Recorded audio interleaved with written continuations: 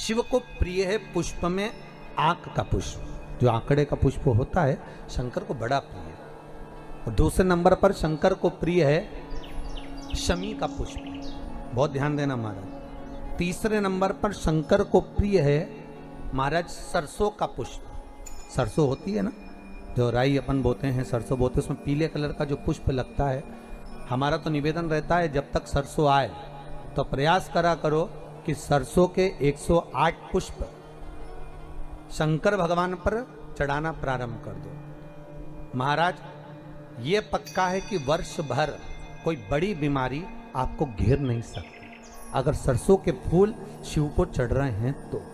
और प्रयास करना कि सरसों का जो पुष्प होता है, सरसों का जो फूल होता है महाराज, अगर कोई व्यक्ति को किडनी या लीवर से जुड़ी हुई कोई तकलीफ होती है या किसी व्यक्ति का एक्सीडेंट हो गया होता है और उसका कोई अंग रह गया हो, कोई शरीर का कोई भाग रह गया और वो काम नहीं कर रहा हो, जैसे किसी के पांव रह जाते हैं एक्सीडेंट के बाद, किसी का हाथ रह जाता है, या कोई अंग काम नहीं कर रहा हो, वहाँ ब्लड पहुँच नहीं रहा हो, वो जगह एकदम सुन्न हो गई हो, खाली पड़ गई हो, तो उसके लिए शिव महापुराण की कथा कहती है कि सरसों के पुष्प 11 शंकर जी के राइट भाग में, जहाँ शिव जी के गण दरवाजे के द्वारपाल मणिभद्र जिस जगह पर निवास करते हैं, कौन निवास करते हैं? मणिभद्र। शंकर जी के दरवाजे के द्वारपाल हैं मणिभद्र जी।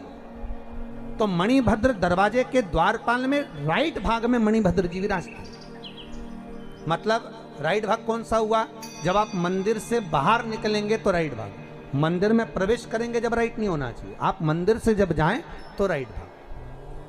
मतलब आप मंदिर से राइट से जाएंगे तो शंकर जी का भी राइट हो जाएगा, क्योंकि शिव जी ऐसे बैठे हैं तो शंकर जी का भी राइट हो गया, देवता उनका भी राइट हो गया, तो राइट भाग सीधा हाथ मणिभद्र जी का स्थान। 11 सरसों के पुष्प मणिभद्र के उस द्वार पर आप रख दीजिए और मणिभद्र के द्वार पर रखकर अंदर जाकर 108 वापिस जब आप बाहर निकल रहे हैं, ये पुष्प आप रखने के बाद एक बार बाहर जाएंगे, फिर वापिस आएंगे मणिभद्र के रखने के बाद, और अंदर जाकर 108 सरसों के पुष्प शंकर को समर्पित करेंगे महाराज। उस सरसों के पुष्प जो शिव जी को आप समर्पित कर रहे हैं उसको वापिस लेकर आएंगे, श्री शिवाय नमस्तुभ्यम बोलकर उस सरसों के पुष्प को महाराज सरसों के तेल की बोतल में उसको डाल लीजिए। शंकर भगवान को किसी भी प्रदोष में, शाम के समय प्रदोष काल में उस तेल को वापस ले जाकर चढ़ा दीजिए शिव जी को, उसको वापस लेकर आ जाइए। उस तेल का प्रयोग आप नाभि में डालिए और जो शरीर काम नहीं कर रहा उस स्थान पर कम से कम 15 दिन 20 दिन तक उसकी मालिश करना प्रारंभ करिए। बाबा चाहेगा तो चलाने का प्रयास कर देगा और वो अंग, वो शरीर काम करने लगेगा।